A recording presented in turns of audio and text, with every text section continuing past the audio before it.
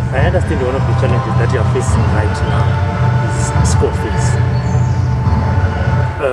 You are in your second year of first year? Second year. Second year. Yes. Who has been paying for your school fees? My sister, the one I've been staying with since grade 4. And now she can't afford.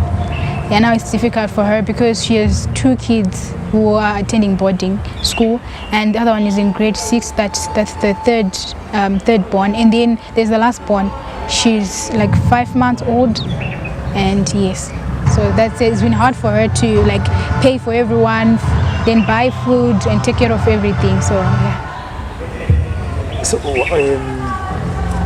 what is your message to people out there who want to complete your degree? Okay, so personally I am really passionate about this degree, and I put maximum energy into school. In everything that I do, I always make sure that I try to reach to perfection, because this is one thing that I really want to do. This is one thing that I really want to fulfill, and I believe this is the purpose that God has for my life.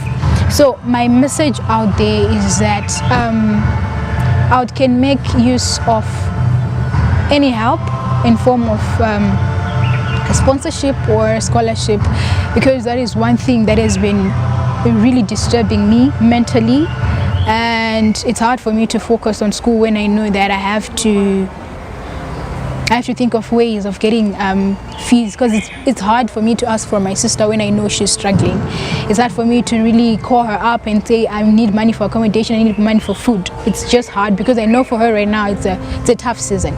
So I can't really ask for anything at the moment. So my message to people out there is that those who are really willing, or those who know of any form of help that I can get, I would really appreciate if they can reach out to me and really connect me with those organizations or any program that helps people at varsity, or people want to further their studies.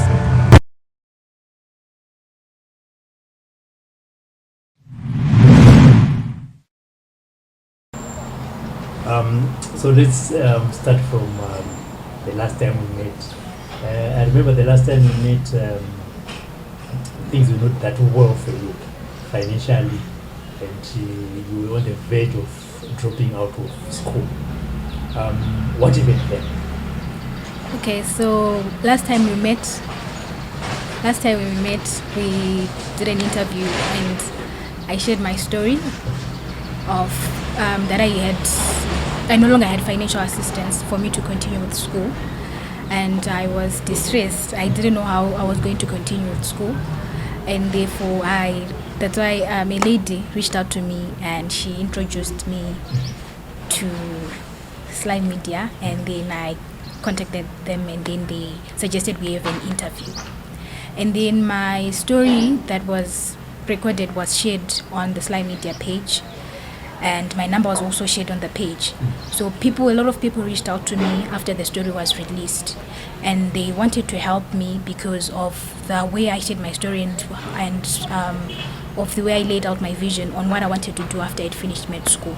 And a lot of people reached out because they said they were so impressed by my vision for helping the other young people and also for helping improve my village.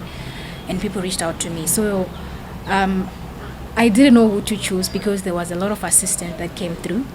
And I got to a point where there was a family that mentioned that this is what they thought God had brought to them, and then I thought this was the family that I was going to agree that they were going to help me, and then that was the family that I actually chose. And so they were the ones who have been helping me now since around end of September when I finished my second year. They started off with me from my third year, beginning of third year, till now. They are still taking care of everything. But still more last year when the whole interview was done, a lot of people reached out and they helped me pay for the first semester. And also there was excess money in the account, of which it also helped pay for the second semester. And still people are still reaching out, and as much as I have help already, people are still coming through. People are still asking if I got enough assistance, if I need any help from anything. Yes. So what is your message to, looking at the response that you are saying? You got so overwhelmed with the response that you get from Zimbabweans, from here within the country and those that are outside the country. What is your message to them? Okay, to everyone who reached out to me, to people, mostly people reached out in the UK, and a few in the States and a few in Zimbabwe. And I want to thank all of you who reached out to me. Really, words cannot express how grateful I am, considering that I didn't know how I was going to continue with med school. But right now, I stand proudly in med school because I know I'll finish my med school because I got so much assistance and still have so much support. And I thank you for everyone who's still reaching out to me, who's still in touch with me. I'm really grateful. May God bless you for your kindness and your love towards me. What is that taught you about Zimbabweans? I think I would mention 3 things that I learned from this. I learned that in as much as most of the Zimbabweans are not in Zim anymore, they are really willing to help those in Zim. They're still helping the people in Zim because there's an organization, I wouldn't mention the name, but there's an organization that's based in the UK which is helping Zimbabweans. So it's a group of people who are helping Zimbabweans, and they also reached out to me. They have been helping me as well. And I've learned that in as much as Zimbabweans are not in Zim anymore, they still have a heart for their nation. They still have a heart for the people in Zimbabwe. And number 2, I also learned that sometimes if you don't talk about your country, no one will know. In as much as it hurts, in as much as you are suffering, if you don't talk about it, no one will know. So I would encourage young people out there that if you have a problem, please come out and talk to people and tell people. There are a lot of people out there who are willing to help you. A lot of people, they are willing to help, but if you don't say it, no one will know and no one will help you. And the last thing is that education is important. If you feel like there is a drawback in your education system, find people to talk to. Don't keep things to yourself. Sometimes in school it might be hard. You might not find as much support as you would wish, but don't give up. Continue with the dream. The dream is to become the future leaders of this nation. Just for the benefit of those that might not have heard or watched your story, just in brief, what had happened?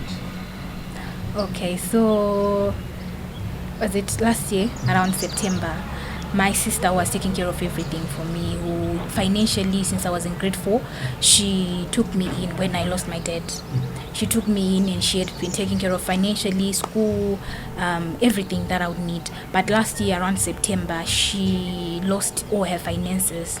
At some point they got robbed and they lost everything, so she couldn't help me anymore, and therefore I didn't have money anymore from anyone because my other siblings, I have 8 siblings, my other siblings they are not employed, and so they try to get, in as much as they try to get money, it's not enough even for their small family that they have. So the only person who was helping me is my sister, and when she lost the finances that she had, I couldn't get any help anymore. So that's why I reached out to Sly Media for help. So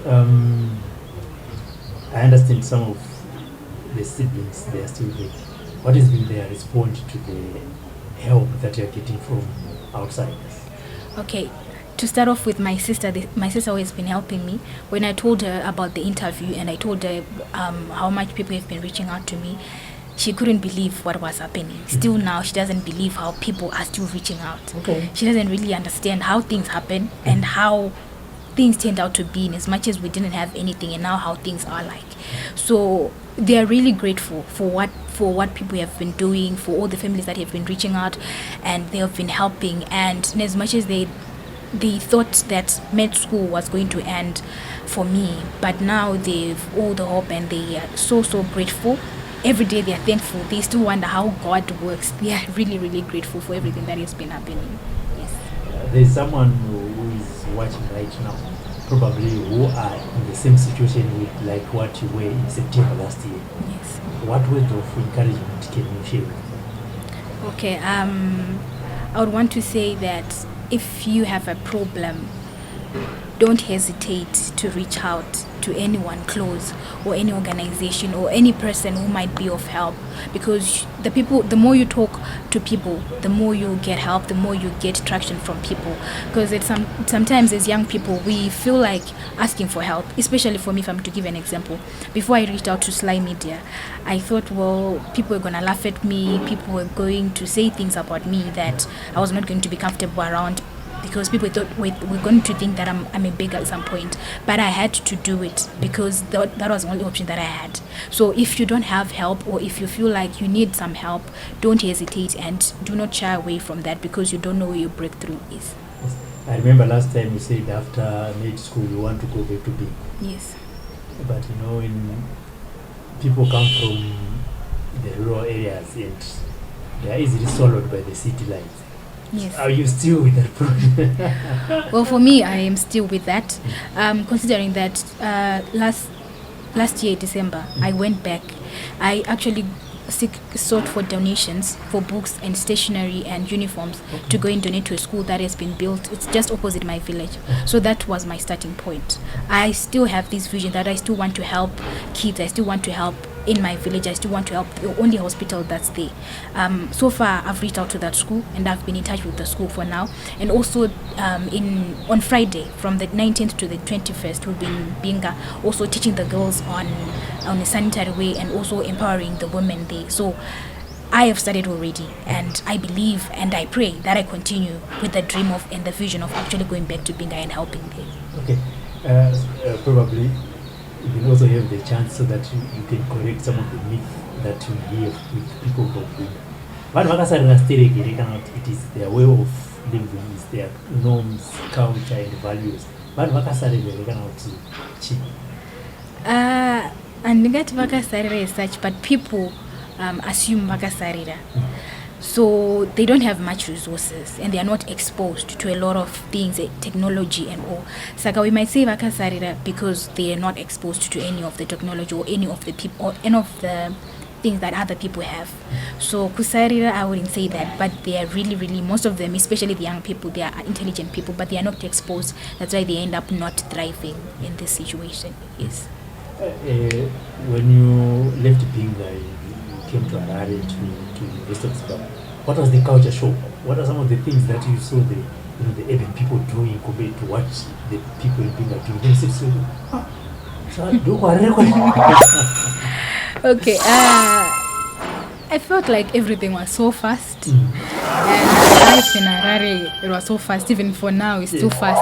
I think I haven't really adapted, or I'm not copying it yet, because I feel like everything is so fast and it's so different from home. They are no. If you can maybe sit in the road for like 30 minutes without any car passing, but here you wouldn't do that because there are a lot of cars. So I would say the environment is so different from way back home. Yes. Looking at the girl child in Binga, do you think they are getting enough resources in terms of what they want? When a girl is growing, I know you've mentioned that you have a program where you are sourcing for sanitary way and then you go and donate. Yes. Do you think the girl child in Binga is getting as much as they want? I know you are doing some charity work, but looking back at them, do you think they are getting enough? They are not getting enough help. They are not getting enough empowerment, and I would say confidently that no one is reaching out to them or no one is helping them. Because if I'm to look at the statistics right now, from the people I grew up with, all of them are married, all of them have kids. And I can say from around the age of 13, most of them get married at the age of 13. And bringing it home, in my village, my own brother's daughter, she's 14. She has a kid. She got pregnant last year and she has a baby. So the age range right now, it's like 14. When you turn 14 or when you leave primary school, what they think about is getting married. It's either they think of getting married or they think of becoming maids. So I'd say they are not well empowered or well educated on the importance of education, the importance of actually becoming independent as a woman, because they think getting married will solve their problems or becoming a maid will solve their problems, which is not the truth. So they are not really educated, or they are not really well looked after, if I'm to say that. Yes. Well, when you go back to Binga, a village girl from Binga, now you use it, studying medicine. you go back now, you are talking with your peers. What are some of the questions that they ask you? You know, as you said, some of them are mothers, they are married, some of them they are thinking of being made.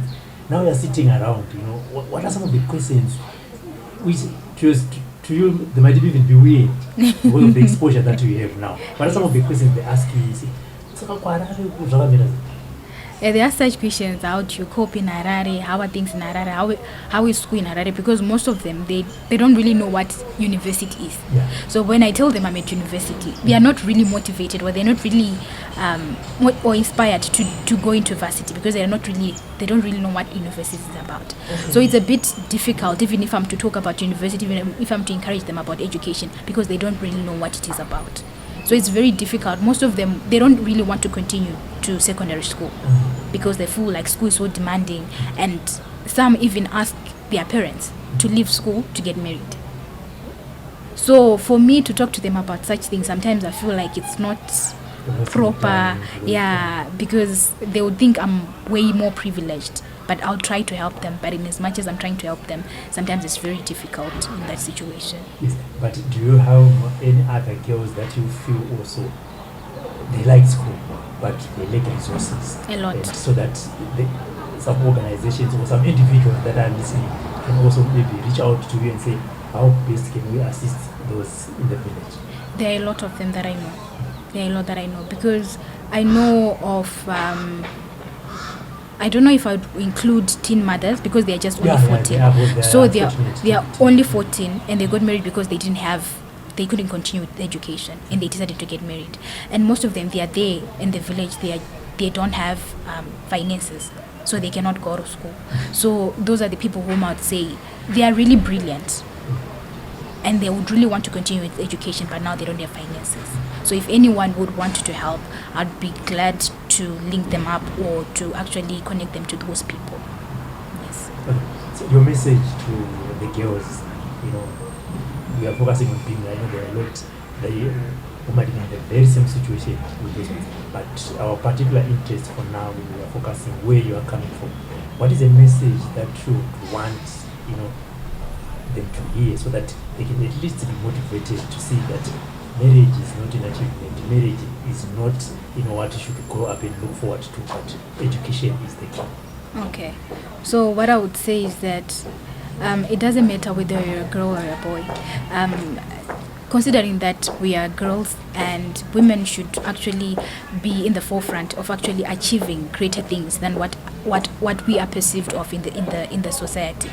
So what my encouragement to the girl child or to the women out there is that they shouldn't look down upon themselves. They can achieve a lot that other people have achieved. To where I've gotten right now, no one really actually had in mind that I was going to reach where I am, because of I'm a lady, and because they expect me to end up doing sorts of things that other kids are doing.